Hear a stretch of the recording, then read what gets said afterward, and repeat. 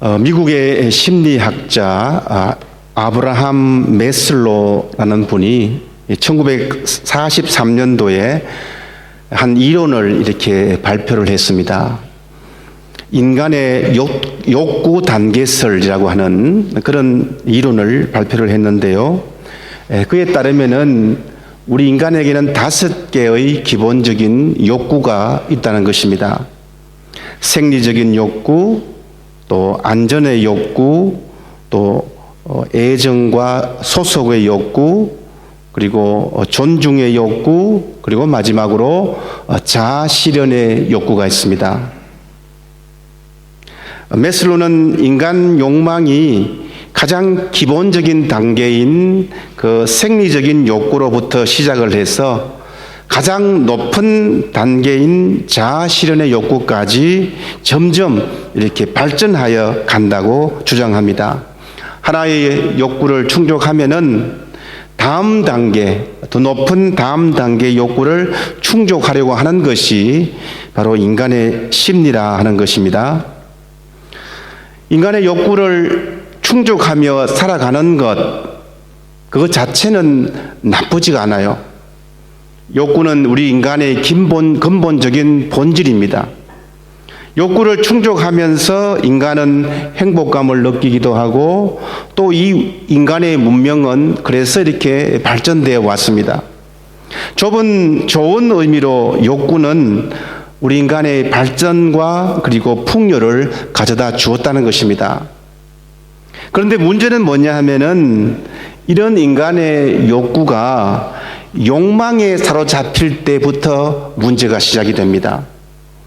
욕구는 무엇을 얻으려고 하거나 무슨 일을 하고자 하는 그 바라는 마음이라고 하면 욕망은 무엇입니까? 내가 부족하다고 느끼고 무엇을 더 누리고자 탐하는 마음, 그것이 욕망입니다.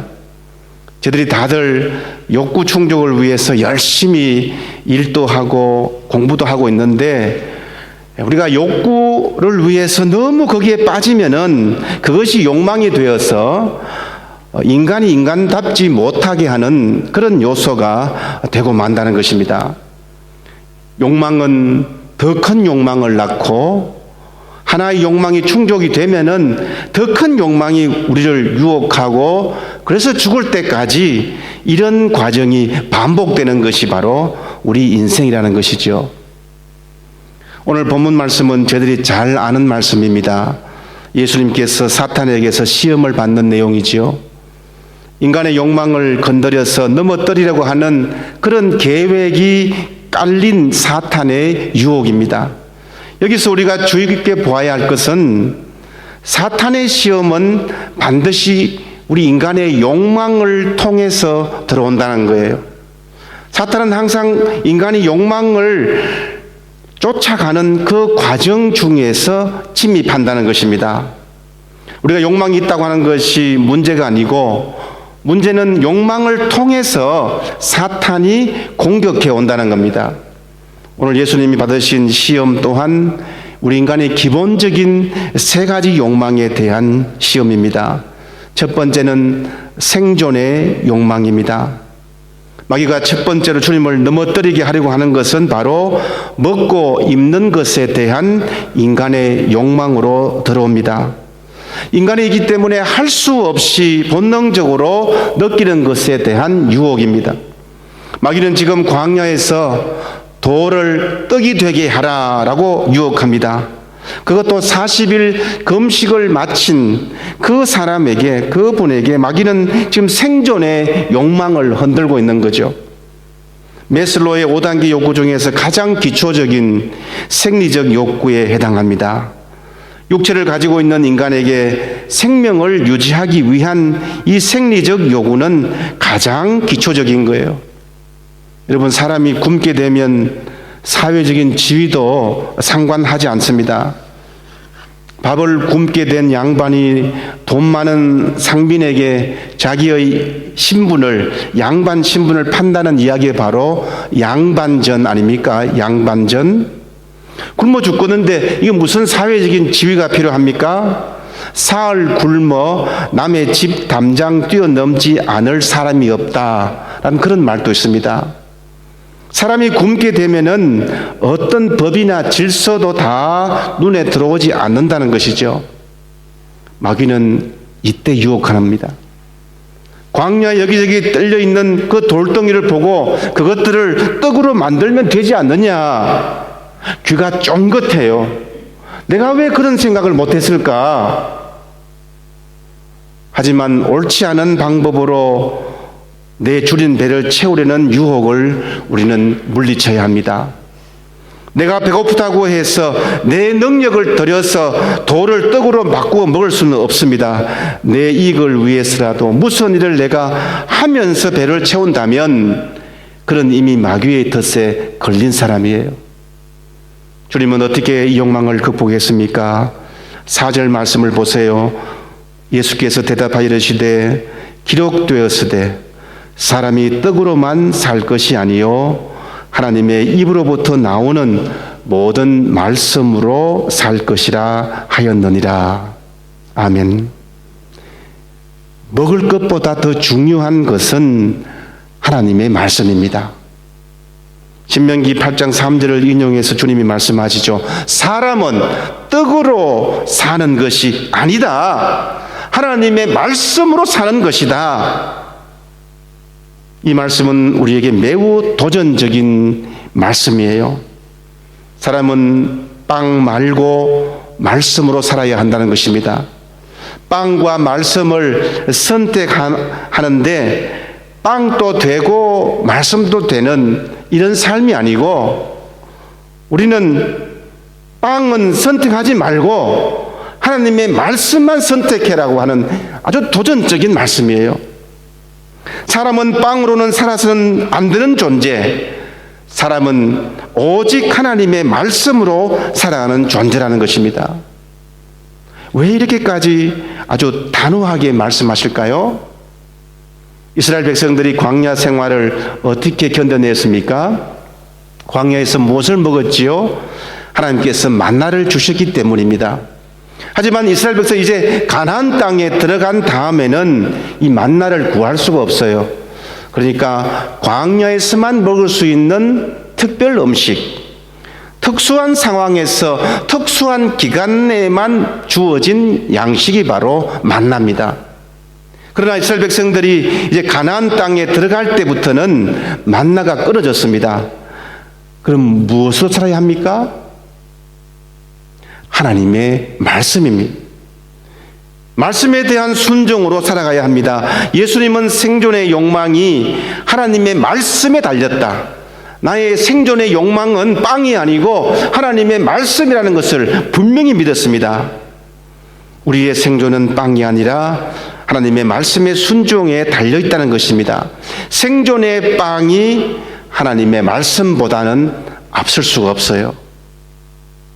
광야 같은 이 땅에서 얼마나 우리가 하나님의 말씀을 붙잡고 말씀을 실험하면서 달리는가, 매달리는가 하는 것이 중요한 것입니다. 그래서 말씀으로 살아야지 빵으로는 살아서는 안 된다라고 말씀하시는 이유가 바로 그런 것입니다. 우리는 정말 일상에서 무엇을 먹을까, 무엇을 마실까 염려하면서 살아갑니다. 그런데 주님은 우리가 의식주 문제에만 얽매여 살지 말라고 하십니다. 인간은 그렇게 되면은 더 큰 욕심을 바라기 때문입니다. 인간의 생리적인 욕구는 계속 확대됩니다. 너무 빠지면은 우리가 말씀을 잃게 돼요. 더 큰 것을 잃는 것입니다. 생존의 욕망을 벗어나는 길은 하나님의 말씀에 의지하는 것임을 우리 모두 분명히 기억하시기를 바랍니다. 이것이 생존의 욕망에서 벗어나는 길임을 명심하시기 바랍니다. 두 번째로 안전과 소유의 욕망입니다. 마귀는 이제 예수님께 안전과 소유에 대한 그 욕망을 유혹하기 시작합니다. 예수님을 거룩한 성으로 데리고 가서 성전 꼭대기에 세우고는 뭐라고 합니까? 당신이 정말 하나님의 아들이라면 여기에서 한번 뛰어내어 보아라. 하나님의 천사들을 명하셔서 당신을 보호하실 것이 아니냐. 인간은 생존 욕구가 충족이 되면은 다음 단계로 자신의 안전을 추구하게 됩니다. 삶이 불안하니까 그 불안을 회피하려는 욕구가 생기게 된다는 것입니다. 이런 안전 욕구, 불안 회피 욕구는 이제 소속감을 통해서 더욱 정진됩니다. 이처럼 예수님의 두 번째 시험은 메슬로의 2번째 단계, 3번째 단계와 거의 동일한 것입니다. 저희들이 스스로 안전하게 살아가려고 얼마나 노력하고 있습니까? 한국만큼 보험 종류가 많은 나라가 없다고 그래요. 한국만큼 보험 사기를 치는 나라도 세상에 없다고 그럽니다. 생명보험 때문에 생명을 죽입니다. 생명을 보호하고 생명을 귀하게 여기려고 생명보험을 만들었는데 사람을 죽이려고 생명보험에 가입합니다. 그것도 누구를요? 사랑하는 가족을, 내 부모, 자식을 죽입니다. 사람들은 안전을 위하여 돈을 저축하고 보험에 들고 또 안전한 집을 갖고 싶어 합니다. 불확실성의 시대에 안전의 욕망을 채워준다는 안전장치들이 너무나 발달되어 있어요. 그것들은 인간의 소유의 욕망을 극도로 이용하고 부추기고 있습니다. 하지만은 그것도 결국은 안전하지 못하다는 것입니다. 마귀가 우리의 안전의 욕망을 건드릴 때는 그럴듯하게 다가와요. 성경 9절까지 인용합니다. 6절에서 내가 만일 하나님의 아들이거든 뛰어내려라 기록되었으되 하면서 성경 말씀을 아주 고묘하게 인용하면서 유혹합니다. 그러나 마귀는 성경을 정직하게 인용하지 않았습니다. 말씀을 막 갖다 붙이고는 하나님의 능력과 도우심을 자동적으로 얻을 수 있다 이렇게 유혹합니다. 이만큼 저희들이 넘어가기 쉽다는 거예요. 성경 말씀까지 갖다 대면서 우리를 유혹합니다. 이렇게 내 안전을 지키는 것이 뭐가 문제인가? 말씀에도 이렇게 그렇지 않는가? 이런 생각을 하게 만든다는 거예요. 하지만 안전과 소유에 대한 욕망은 그렇게 해서 해결되지 않습니다. 성경 위에서 일방적으로 뛰어내리면은 하나님께서 지켜주실 것이라는 안전 보장은 없습니다. 그렇기에 예수님은 하나님을 시험하지 말라라고 대답하신 거예요. 우리 안전은 오직 하나님의 말씀 안에 있을 때뿐입니다. 오히려 하나님의 뜻을 이루려고 애쓸 때에, 말씀에 순종할 때에 우리의 안전은 보장되었습니다. 잘못된 가르침에 빠지면 가정도 파괴되고 신앙도 무너지고 가치관도 없어지고 참된 헛된 영웅심, 인기주의에 빠지고 맙니다. 내가 성전 꼭대기 높은 곳에 뛰어내려서 슈퍼맨이 되면은 얼마나 많은 사람들이 열광하면서 환호할까요? 구름 같은 사람들이 모여들면서 명성과 인기가 대단할 것입니다. 하지만 주님은 그 안전을 얻으려고 이 땅에 오시지 않았습니다. 주님은 그런 안전을 보장받지를 못했습니다. 주님의 사역은 십자가 사역이었고 십자가는 고난과 불안입니다. 위험에 노출된 삶입니다. 하지만 그 삶이 바로 안전한 삶이고 하나님의 나라에 소속된 삶이었습니다. 저희들도 헛된 안전의 욕망을 버리고 진실된 안전, 오직 십자가만을 바라보면서 살아갈 수 있기 바랍니다. 마지막으로 지배의 욕망입니다. 권력에 대한 유혹입니다. 마귀는 이제 높은 산으로 가서 천하 만국의 모든 영광을 보여주면서 만일 내게 엎드려 경배하면은 이 모든 것을 다 내게 주겠다라고 유혹합니다. 세상 권력을 한번 잡아보지 않겠느냐 하는 것이죠. 메슬로의 4번째와 5번째 욕구 단계입니다. 남에게 존경받고 남을 지배하고 싶은 인간의 마지막 최고 욕구입니다. 생리적인 욕구가 충족이 되고 더 이상 내 삶이 위협받지 않을 것이라고 하는 안전 욕구가 충족이 되면은 다음 단계로 자아 성취를 위해서 매진하게 됩니다. 예수님의 마지막 시험이 바로 그런 것이에요. 지배의 욕망은 인간의 욕구 중에서도요 가장 투쟁적입니다.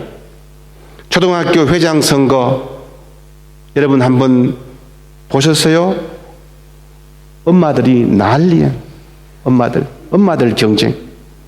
어릴 때부터 무슨 장이 그 지배 체계를 부추깁니다. 초등학교의 반장 선거와 전체 회장 선거의 당선을 돕는 사교육 전문 업체가 생겼다는 거예요.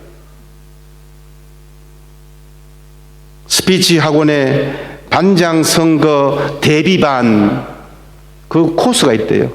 반장 선거 대비반. 학생회장 선거를 돕는 맞춤형 개인 과외도 생겼답니다. 학교 임원 경험을 스펙으로 여기는 학생과 부모들이 늘고 있기 때문입니다. 지배의 욕망은 소유의 욕망보다 더 강합니다.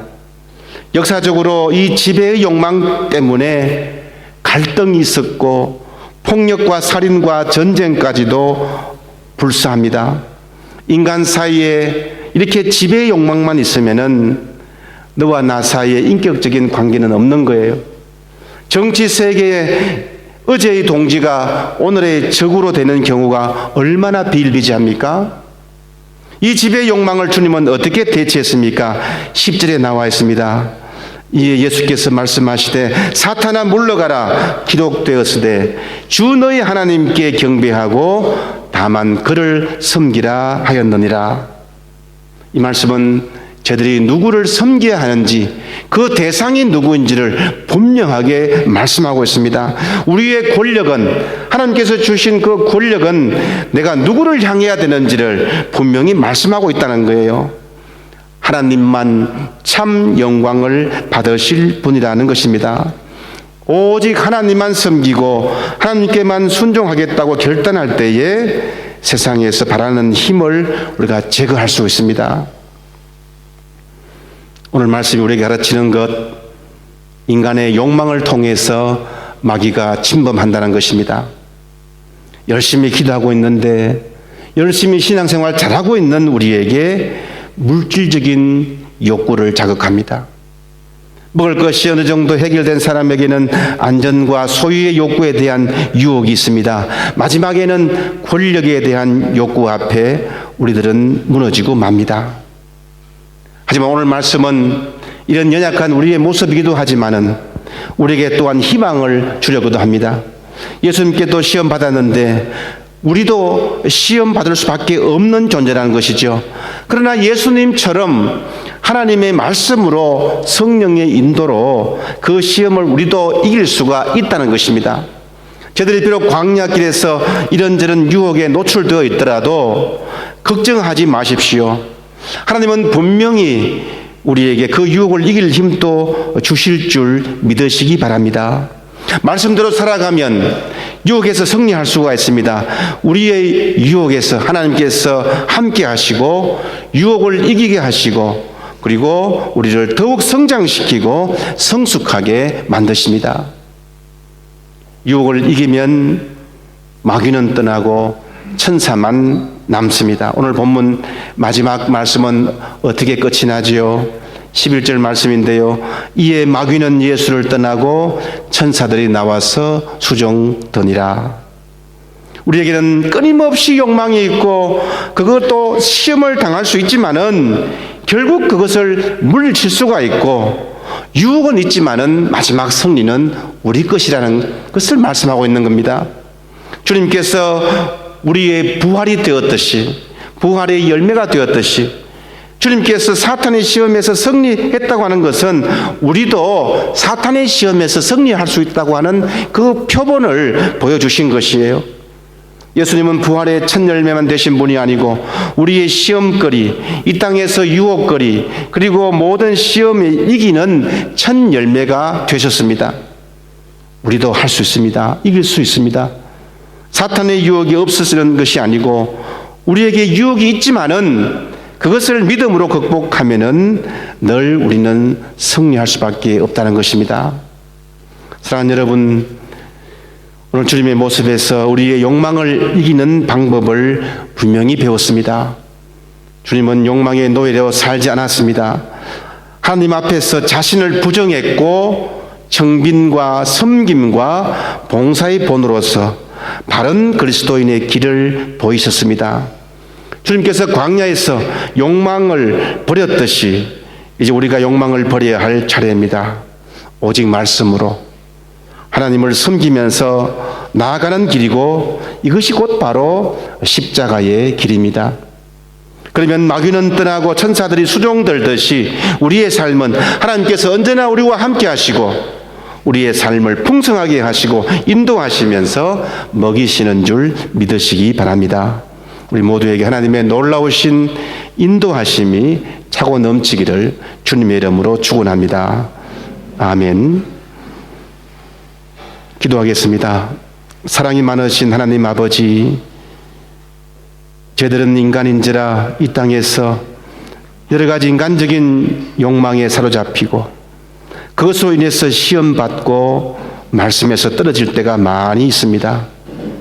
그러나 오늘 말씀에서 주님께서 이 모든 시험을 감당하고 이기셨듯이 저들에게도 힘과 능력이 되시는 주님을 믿고 따라갈 때에 시시때때로 우리의 삶에 찾아오는 모든 유혹을 이기고 승리하는 줄 믿고 감사하며 주께 영광을 올려드립니다.